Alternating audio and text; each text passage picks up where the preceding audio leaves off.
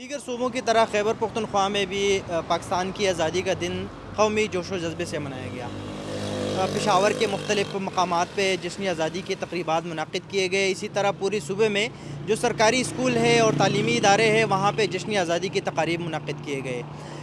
پشاور میں سب سے بڑا جو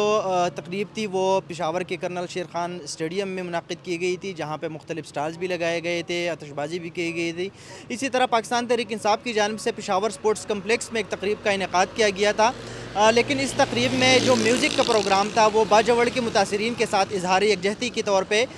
منسوخ کیا گیا تھا، لیکن باقی جو آتش بازی تھی اور دیگر جو تقریب تھی وہ وہاں پہ منعقد کی گئی تھی۔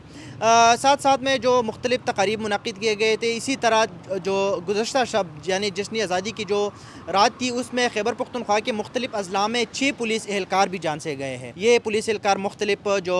شدت پسندی کے واقعات ہیں جو سامنے آئے تھے اس میں جان سے گئے ہیں، جس میں لوور دیر، اپر دیر، پشاور کے حسن خیل تانے پہ حملے میں، اور ساتھ ساتھ اس کے علاوہ بنو اور خیبر میں بھی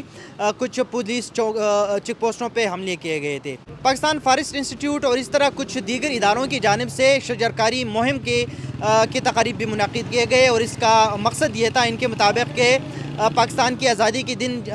وہ جو پلانٹیشن ہے یا جو شجرکاری ہے اس کو اس کے حوالے سے آگاہی پھیلائی جائے۔